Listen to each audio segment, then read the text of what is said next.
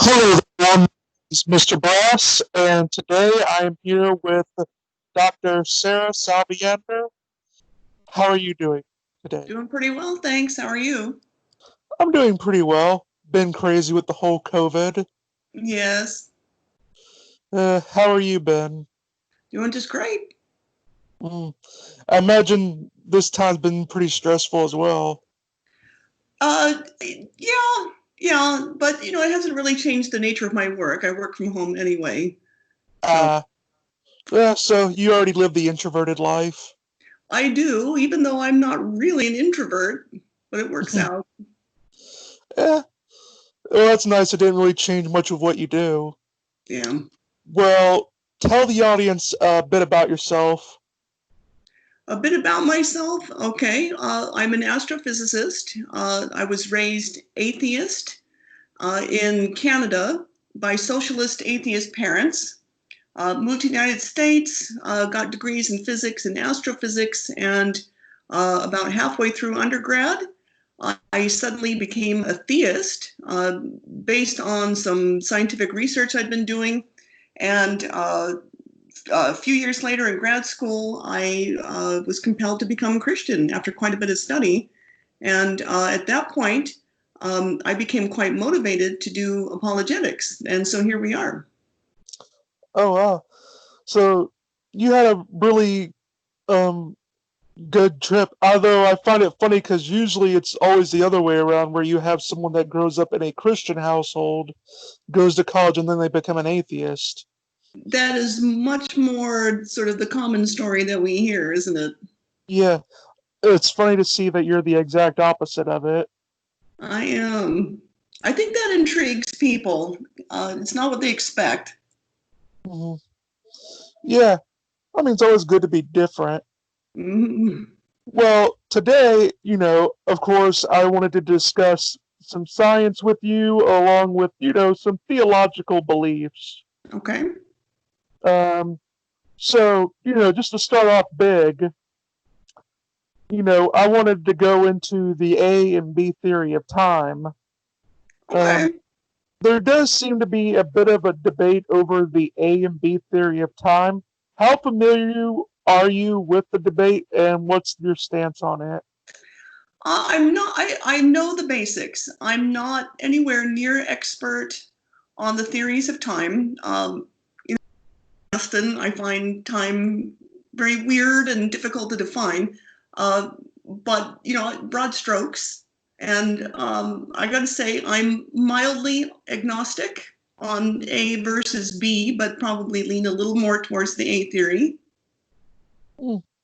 Well, for the audience that doesn't know, what's the difference between the two? The Okay, A so theory of time says that there is an objective past mm-hmm. where,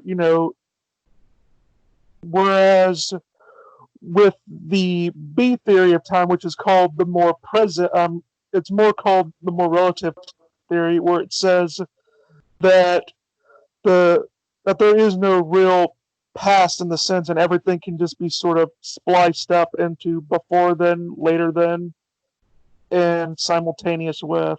I think you could very generally describe it as tensed versus tenseless.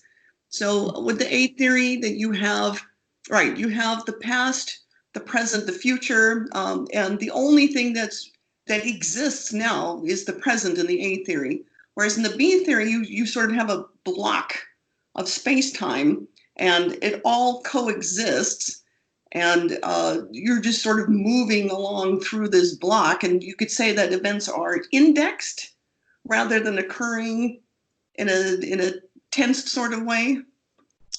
I've always found it funny, though, that people have said that the B theory of time implies that there is no beginning, when that's Okay, not say that true. again, that a B theory. It's said that the B theory implies that there's no beginning. Yeah, I don't agree with that.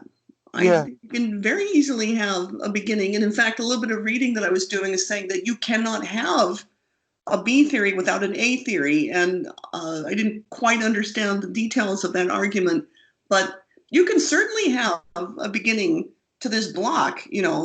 So yeah, I don't understand Well, I mean, I like to say it like this. I mean, even if everything is earlier than, later than, or simultaneous with, I like to say, well, my birthday, August 11th, 1995.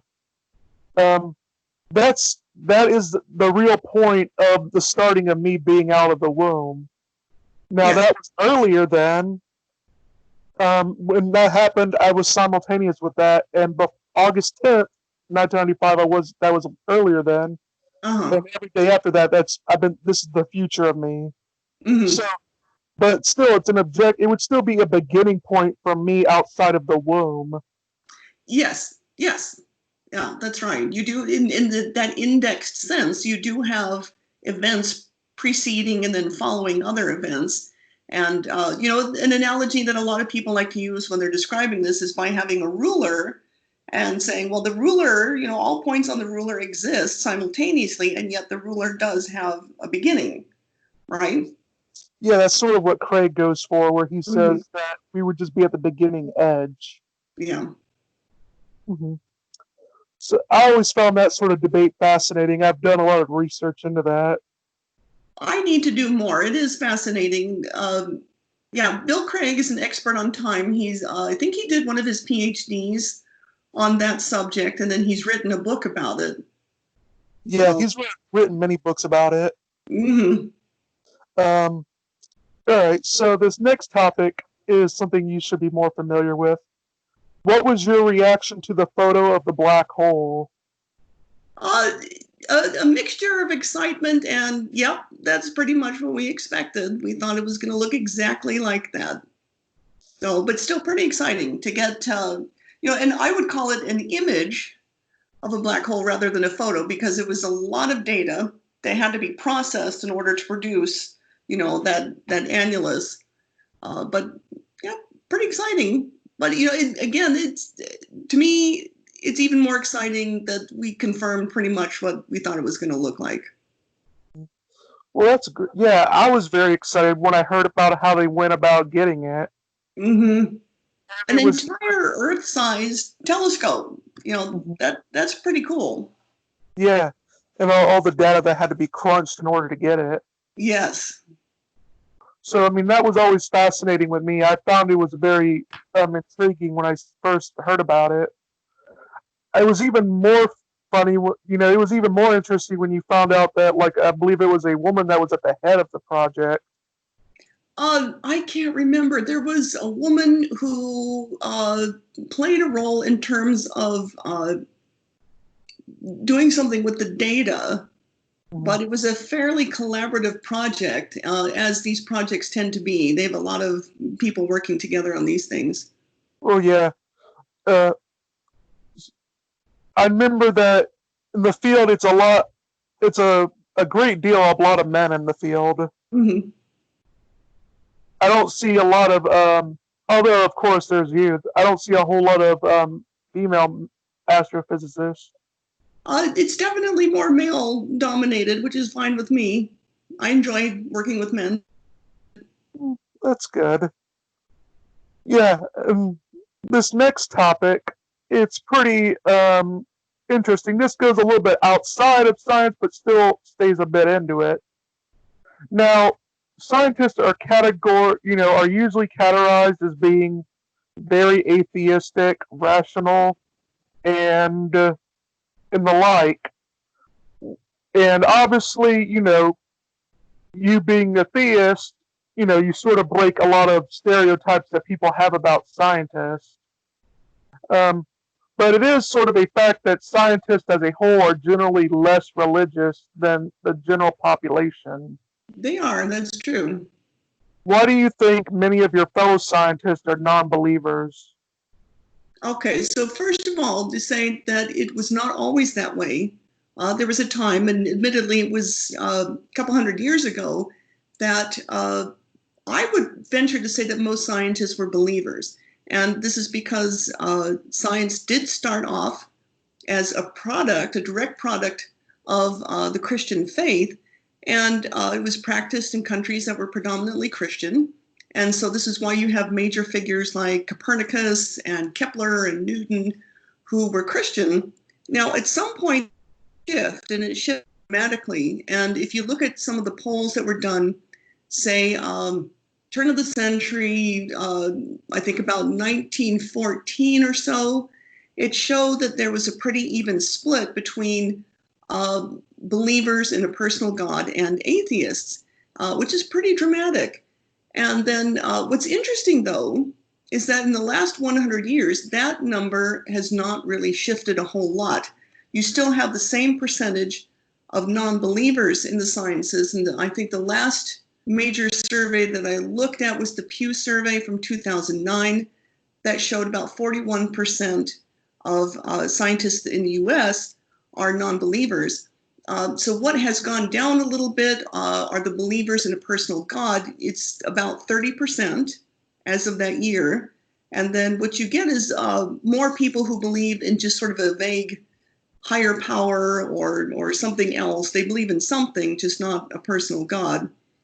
Now, as to why you have 40% of US scientists claiming that they don't believe, honestly, and I don't intend this to sound insulting at all, because I entered the sciences as an atheist, that I think, especially things like cosmology and evolution, that they are a substitute for religion for people who don't have religion. And I don't mean that in the sense that it's, we worship the universe or anything like that. More that human beings have a strong drive to try to understand their place in the world, the context, what it all means. And if you grow up like I did without any conventional religion at all, you still have that need to understand your place in the world, the origin of the world, where it's all headed. And for me, I found that explanation, at least I thought I was going to find it, in science. And I was also looking for that sense of comfort. And so it's not necessarily, I think, that atheists are better equipped to become scientists. And there have been sociological studies that show that very few scientists actually become atheists because of their work. Rather, I think they're drawn to science because they want answers. That was certainly true in my case. Mm-hmm.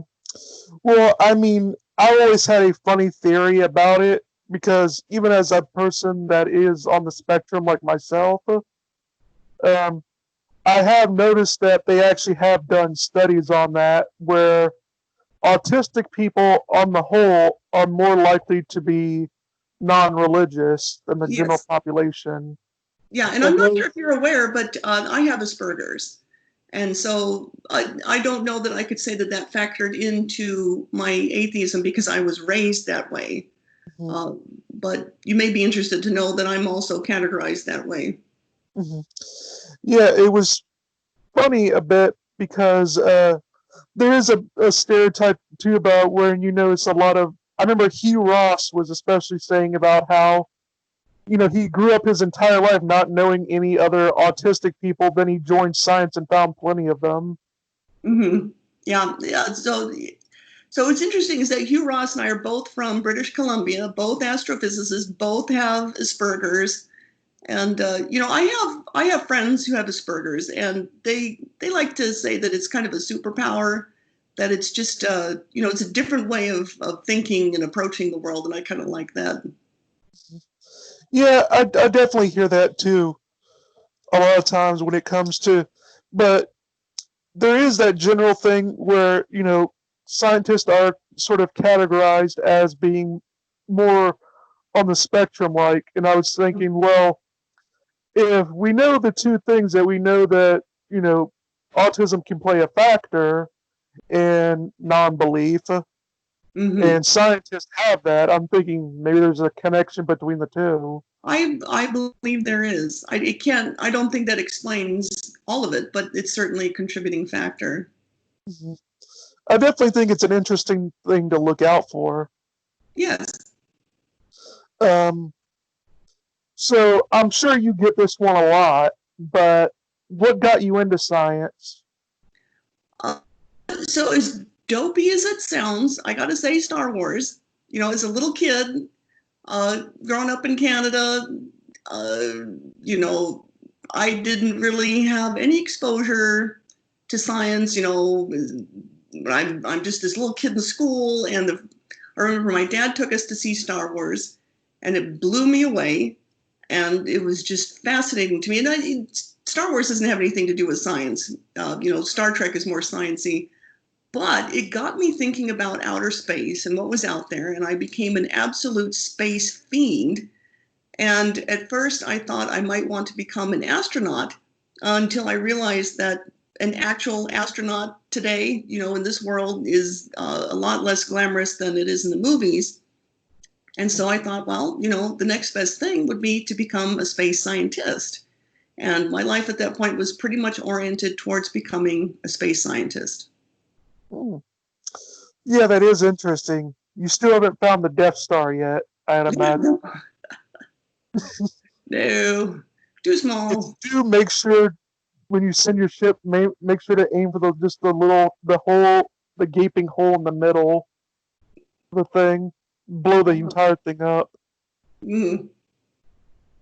Yeah, I'm a bit of a Star Wars fan. I've liked like the original Oh, yeah. trilogy a lot more than the Disney remakes.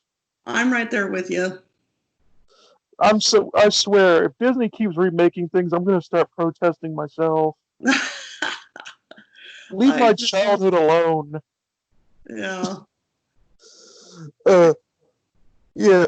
So, do you believe churches should be encouraging their members to pursue careers in science, especially if that is something that their members are interested in? Absolutely, I do. And part of the problem is that I think Christians have been retreating from science over the last several decades.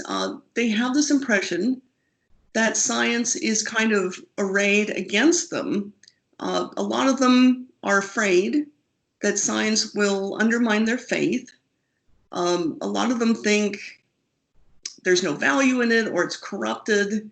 And to be fair, though, I do know, I mean, a lot of Christians who are very interested in science, but a fair number of them are afraid of it. They think that it's hostile to their beliefs. And what I would like to see is Christians fully engaging science again. And when I tell them that science, modern science, is a direct product of the Christian faith plus other things, but it's based on Christian ideals and assumptions.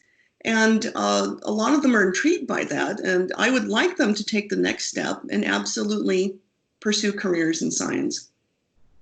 Yeah, there is a more of the fundamental types where that's generally where Christians get the stereotype of being anti-science, Mm-hmm. and that does, in my opinion, lead to some institutions being more hostile to taking Christians because they're worried about that they're going to put these people in, they're going to try to hurt the institutions Mm-hmm.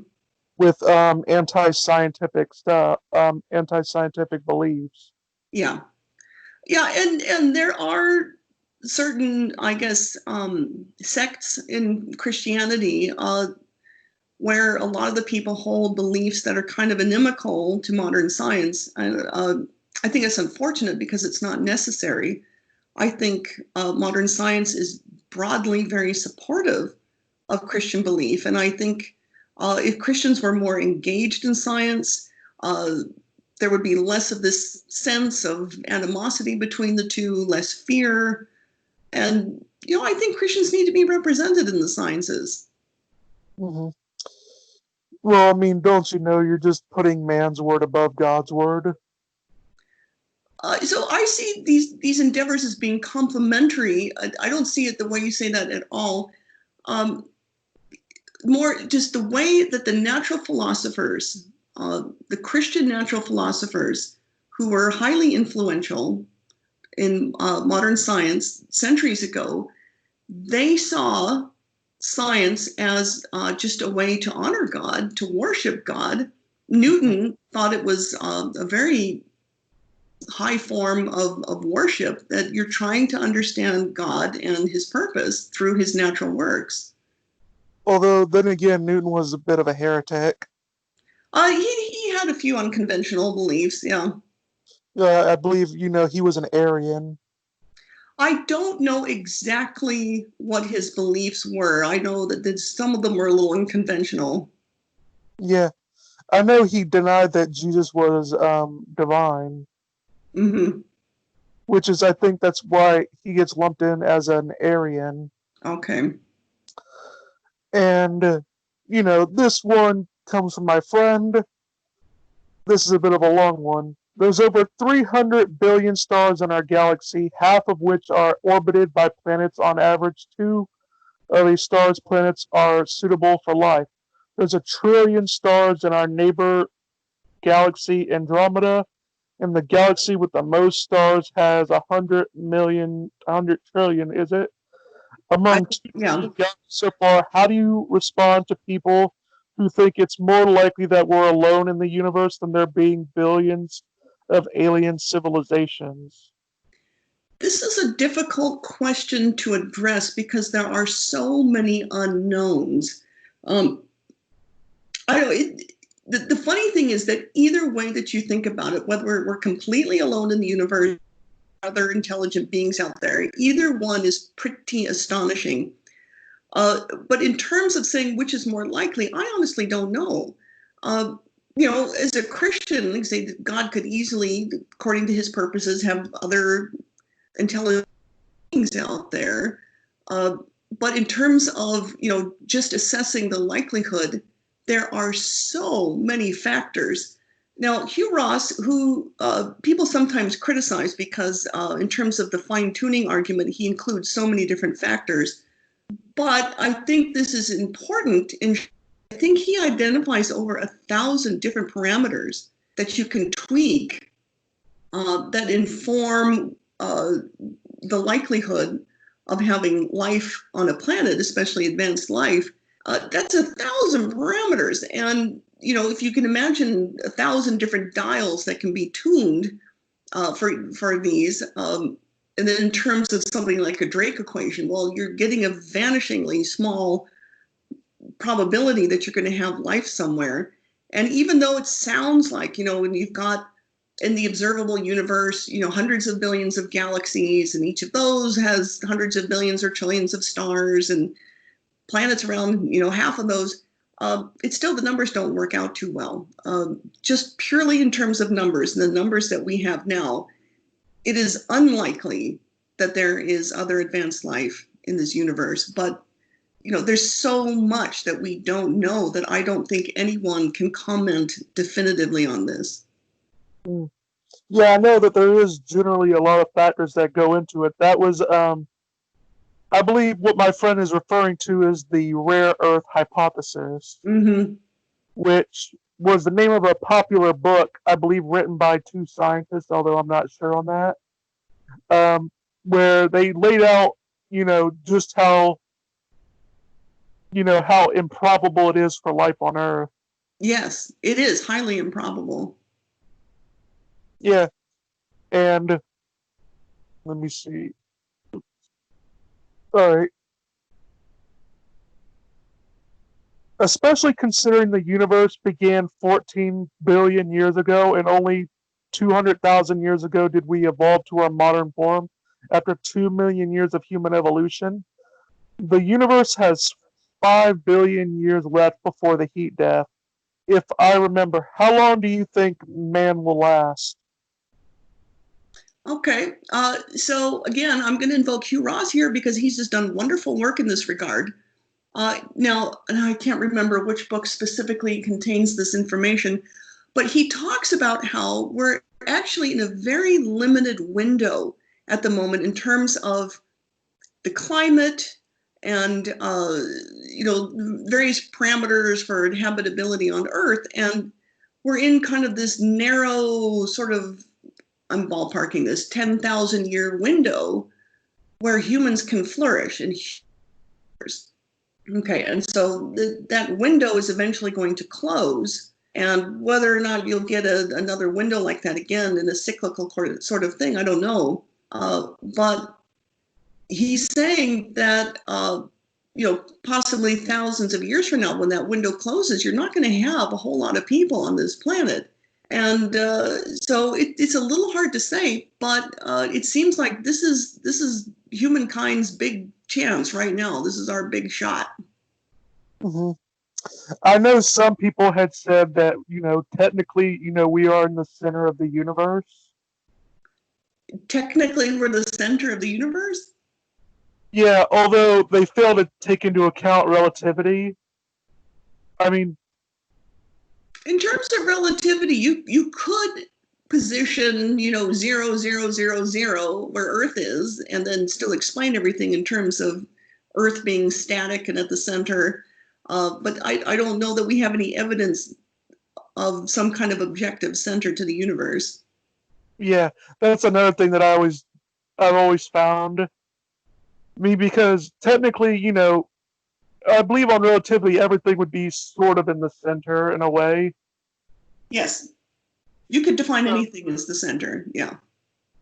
so yeah, I know that's a bit of a criticism I've had of people that have made that argument. All right, there's number 8. I've seen in previous interviews that you liken our physical universe and its existence to the Matrix or the 13th floor. Can you go further into that? Okay. Yeah. Now this is just a bit of fun speculation on my. We don't ultimately know what the real reality of the world is. But in terms of, see, I want to put this.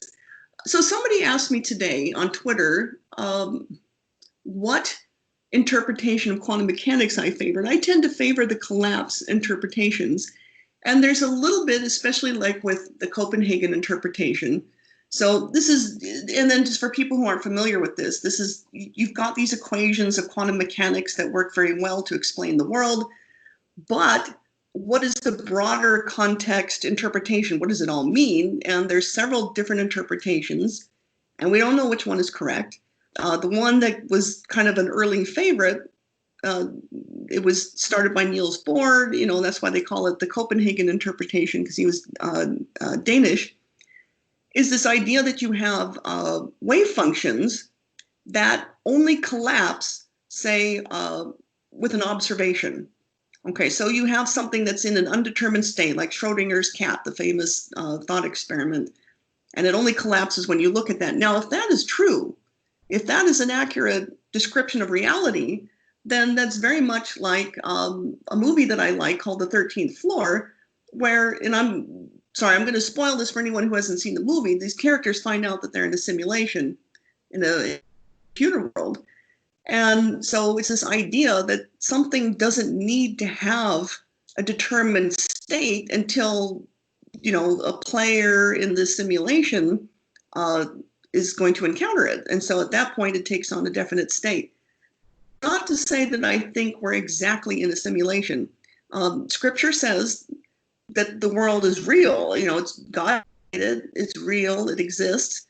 But I think it's also in a sense that when you really dig down through modern physics to the substrate of existence, and even with stuff like epigenetics and evo devo, that level of biology where you're looking at the molecular level, it looks very much like the entire universe is just code, that it's just information. And so I think it's real. I don't think we're hallucinating this or, brains in a vat. But really, when you get down to it, what are forces? What are particles? What is matter? What is DNA? What is any of this? And it looks all very much like it's just information. And that to me brings to mind something like the 13th floor, the Matrix. Although the part of that I reject is just the unreality of it, that we're experiencing something that isn't real. I do think this is real, but I start to suspect that maybe reality is just information. Yeah, I do remember it's that. Well, I mean, you heard. I believe you'd heard now that the creators of the Matrix came out and said that it was like an allegory for for transsexuals. Oh, did they? Yeah, recently they came out with that. Now, is that like are they retconning? Are they kind of retroactively applying that, or was that I their think they're just retroactively applying that to okay? Because score some virtue points. I don't think I don't think anybody could have thought that when it first came out. Yeah, I've seen how they've speculated on it and how they've really jumped the leaps in order to pull that message out there. Okay, my Uh, sense is that reflects more, um, what's going on in their own lives at this time. yeah. Um, so number 9 here. I know you appreciate the polemical nature of Genesis, but you also say you view the 6 days as literal, but expansive over the 14 billion year period. Explain what events fit into each of the so-called days. Okay, yeah. So anyone who's interested can either read, I think it's chapters 3 and 4 in Gerald Schroeder's book, The Science of God. I've also made a slideshow presentation of this on my website. If you just go to sarahsalviander.com and follow the links to my ministry website, they can find that. So basically, the idea is that these are literal 24-hour days, okay, but they also, as you say in your question, cover billions of years of cosmic time. And somebody very reasonably might ask, how in the world can you do that? And the answer is cosmological redshift. So the idea that as the universe is expanding, that time relative to the moments in time that came before that becomes stretched out. And this was actually the book that convinced me, the Gerald Schroeder's book, after I had become just sort of this general theist as an undergrad, and I encountered this book and I read through it. And so Dr. Schroeder is an Orthodox Jew, and so he draws on a lot of Old Testament scholarship and the Talmud to come up with this idea of time stretching, and this is how you would get 24-hour literal days that somehow still manage to encompass 14 billion years of time. And I was very compelled by that.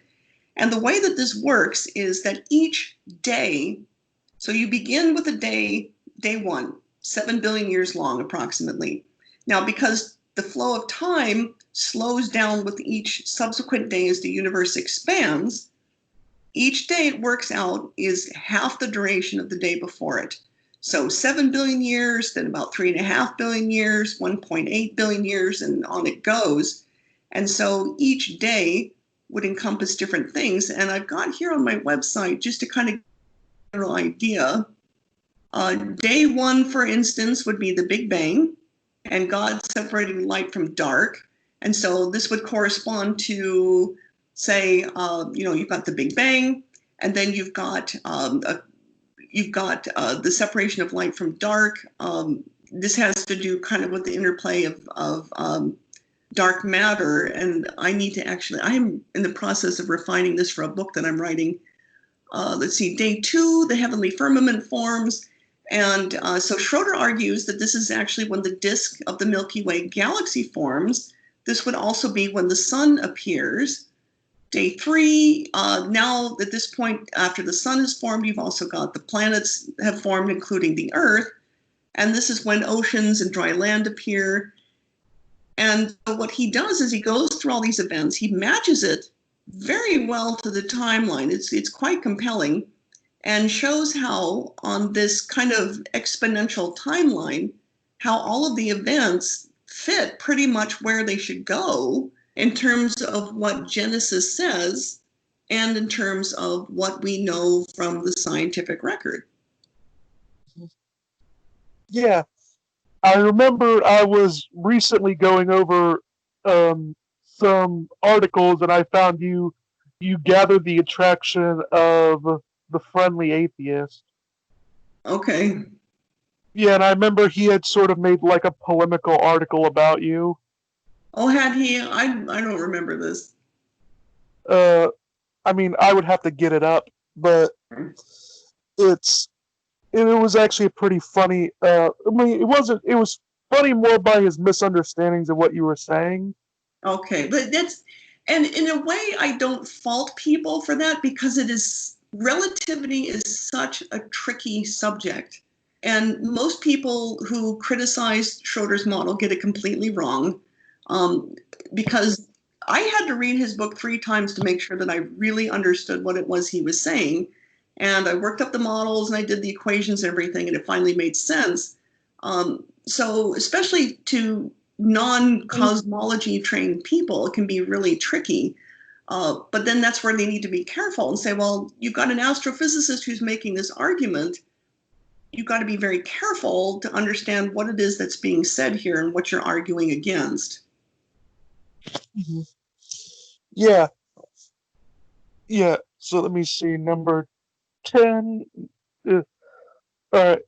My friend asked, I see you're a fan of Star Wars, Star Trek, and 2001 A Space Odyssey.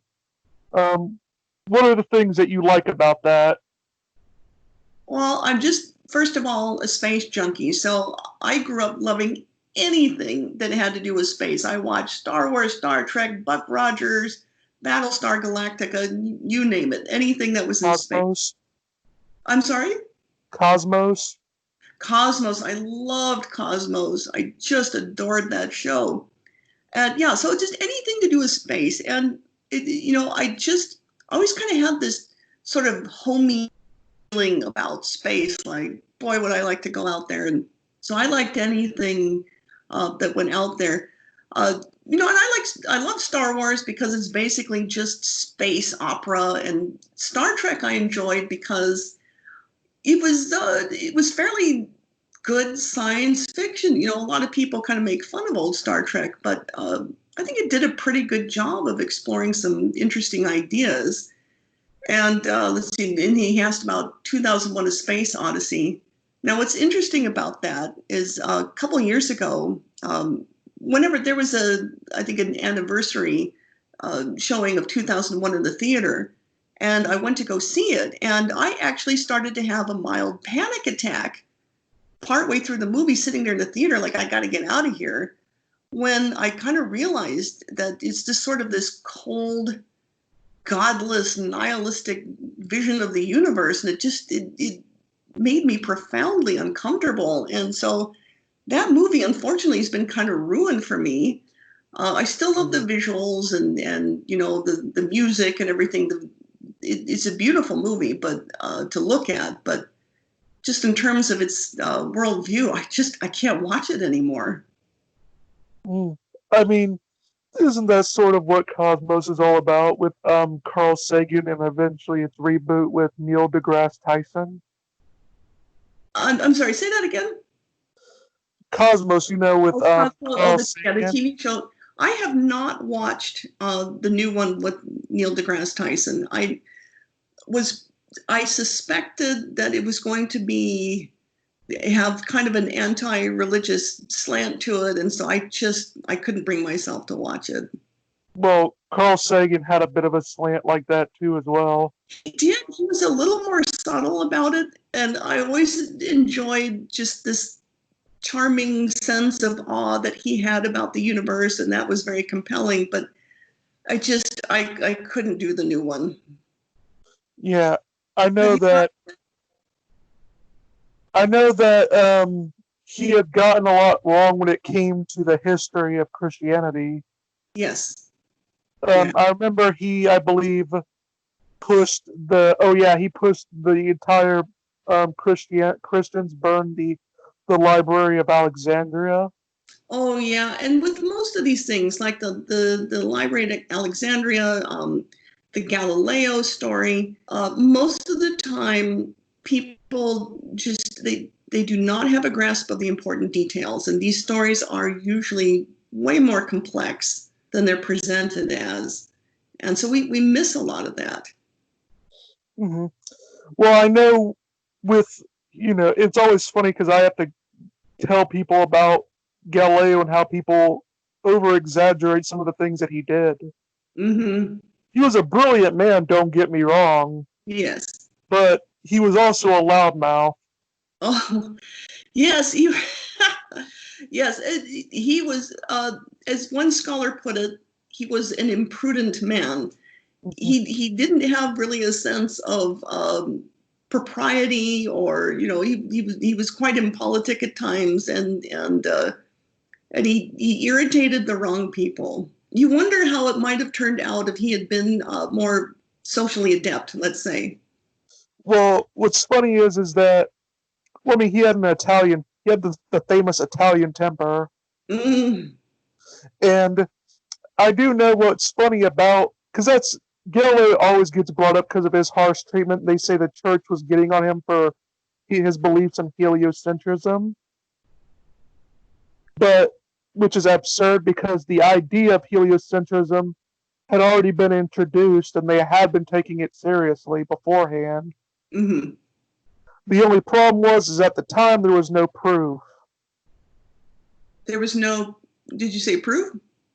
Yeah, there was no proof of heliocentrism at the time. Oh, yes. So it's when I was teaching astronomy in university, I would try to tell my students that, to place yourself at that time in history and to understand that it was far from established at that point that the sun was at the center of the solar system. And in fact, the data were quite compelling for geocentrism. And so it wasn't a slam dunk. We're looking at this hundreds of years after all of this, which much more data. Mm-hmm. But at the time, I think it was quite reasonable to believe in geocentrism. Well, yeah, it wasn't until it, that was actually funny because people say that Galileo proved heliocentrism. No, he didn't. No, no, That he didn't come did until later with provide. the discovery of the stellar parallax.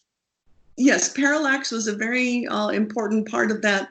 Now, he did present some data that were consistent with the heliocentric model, and certainly, it added to the weight of evidence for it, but he didn't prove it.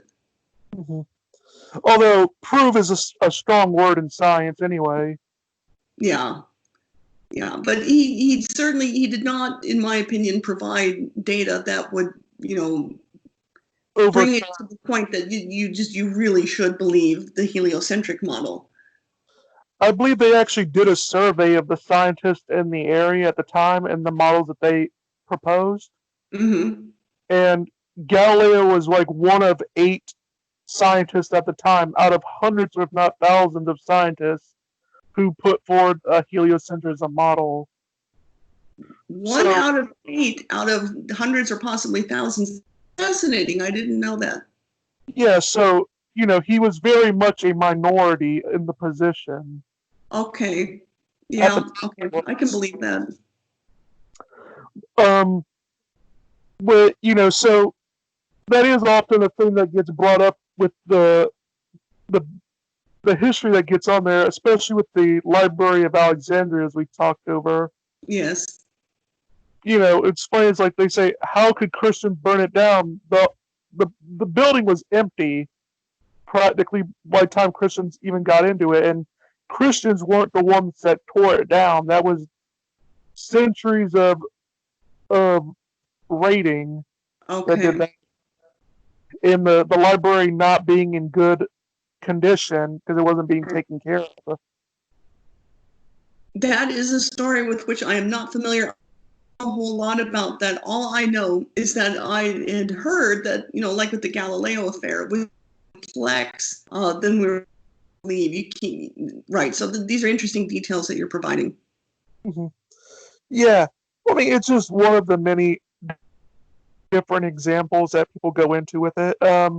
I've always found that many of the stories that we hear about the anti-Christian stuff, Mm-hmm. it's usually, but if not always, I've traced some of the origins back to some of them. Uh-huh. They date to a lot of them date to anti-Catholic rhetoric from Protestants. From who? Protestants. Oh, that's interesting. Yeah, I know that was. I believe the Galileo story was especially popular with Protestants. Now that, so I think, I'm going to forget these names. There was an Andrew Dixon White, and then I think John Draper. These are the names that are coming to mind. There were two, and I was certain that they were atheist. 19th century who promulgated that warfare scenario with the Galileo thing. Yeah, and virtually no historians of science hold to the conflict thesis anymore. Yeah, that's correct. Yeah. And in Uh, fact, there's a really good book that I recommend called The Soul of Science by Nancy Pearson and Charles Thaxton, where they go into quite a bit of detail, tracing the philosophical history of the development of science, and they show how it was really a direct product of Christianity, plus some other important things. mhm. Yeah, I especially liked how Christianity incorporated much of Greek thought into it as well. Yes, that was an important part of it. So really, you had some important pieces from the Greek tradition, the importance of mathematics, the importance of logic. That you had Thales, who was regarded as kind of the Greek who kicked it off and said we need natural explanations of things. But then you have all of these Christian ideals and assumptions that really were, while maybe not sufficient to lead to science by themselves, were necessary. Well, yeah, and I also figure it's also good to recognize that the Greeks really didn't do science. They They didn't. philosophized about science. That is correct. That is correct. Um, so it wasn't until later when a lot of those ideas Christians picked up on and used it for science. Especially experiment, testing these ideas. And that really is the crucial part that took it from philosophizing about nature to testing nature. And at that point, it became science. Yeah, because originally the atom, like, because people see, well, the Greeks, obviously knew about atoms. Look at all the papers they had on. I'm like, atoms was a philosophical concept to them at the time. Mm-hmm. There was an idea that there was something when you go to the deepest level, you couldn't divide it anymore. Right. Atomos, cannot cut. Yeah, so that was their idea at the time. Mm-hmm. Although now we know you can actually cut an atom. That's how they like the nuclear bomb. Right, right. So the right concept, wrong particle. Yeah. So yeah, I've always found that sort of stuff fascinating. With to look at how science has progressed over the centuries. Yes. But in a sense, I mean, it's all the same ideas, just sort of rediscovered and repackaged and recontexted. It's fascinating how the Greeks pretty much asked all of the fundamental questions thousands of years ago, and we're still answering them. Mm-hmm. Yeah, I definitely find it interesting about how much, especially the rules of logic that the Greeks espoused upon. Although what's funny is like they didn't invent logic. Logic was there beforehand. They just expressed it. Mm-hmm. That's always like people see like the writing on the paper and they assume that they invented it when it's not the case. I'm sorry, that they invented what?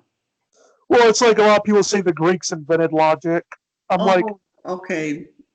Well, no, they certainly formulated it. yeah, they certainly discovered it. Mm-hmm. Not discovered it, they didn't invent it. Correct. Yes. Mm-hmm.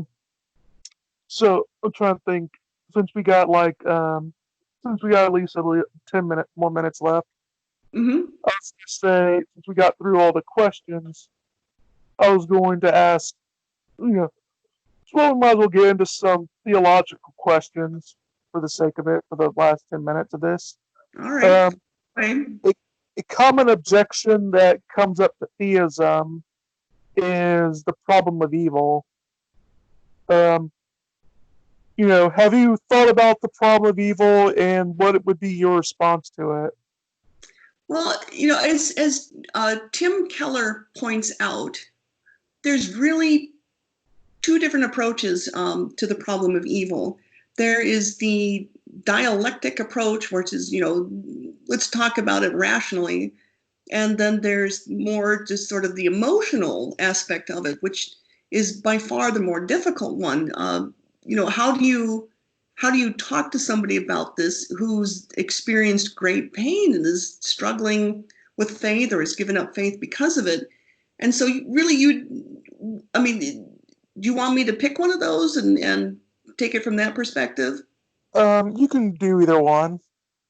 Well, okay. So dialectically, so this is just sort of the head response as opposed to the heart response, which would be it's how would I approach this? To say that it is not really a problem for the existence of God, because I have yet to see anyone explain how the existence of pain and suffering, that God could not have a good reason for it. Okay. So, usually people present the argument as, an all-powerful God and a perfectly loving God would not allow pain. But I don't, the problem is they have to prove that they would have to show that there is no good reason for an all-powerful, all-loving God to allow pain. Now, as for sort of the emotional aspect of that, that's trickier. And one thing I can always point out is that I've experienced a fair amount of pain in my life. I've had cancer twice. I lost a child years ago. We've been through all kinds of stuff. And for me, the idea of saying, well, there's so much pain in this life and I've been through so much, how could God let this happen? Therefore, I don't believe in God anymore. Well, that would just make it infinitely worse, because then, as far as I can see, there's no point to any of the things that I've experienced. I wouldn't have any hope of seeing my child again. If the cancer comes back and it claims my life, well, then that really stinks, to not have that sense of eternity, and that at least, I've got something to look forward to if everything doesn't turn out so well. So there's that aspect to it. As Tim Keller points out, taking God out of this, saying, therefore, God doesn't exist, doesn't make the problem of pain any better. And in fact, it makes it a lot worse. Now, the other thing that he points out is that you can't say that it's not because God doesn't care, because who suffered the most in this world? Well, it was Jesus Christ. So God comes into the world to take on all of the sins of mankind, suffers the most that anyone can possibly suffer on our behalf. And so at that point, it becomes very personable, very personal, very relatable.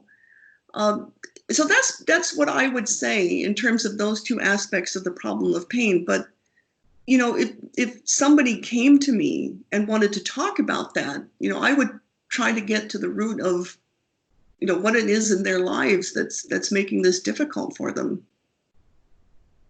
Yeah.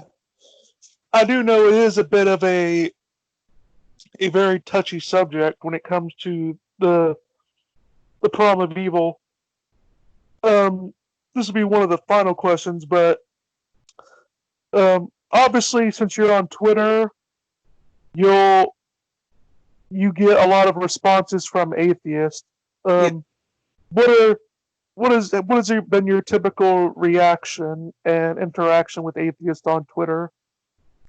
It has evolved somewhat over time. When I first got on Twitter, it was a lot of very low level, kind of just snipey comments, using what I call atheist bingo words, and it was completely substance free type stuff. And so I blocked most of those people early on. And it has evolved somewhat to more the atheists that I have following me now tend to be more thoughtful. They have better questions. They have better objections. But I find that they are largely closed off to whatever answers that I have for them, which is kind of unfortunate. But I've had a couple of experiences. I had one fellow who was quite skeptical, and he started asking questions.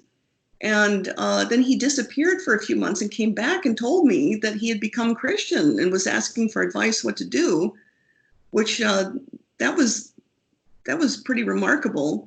I had another fellow recently who was asking questions and said, wow, that's really compelling, this answer you've given me. And he's kind of dropped off the radar. So I hope he's studying. But it can be kind of a mixed bag. I just tend to block the people who are just there to mock and ridicule. People who have sincere questions, I'm interested in engaging with them.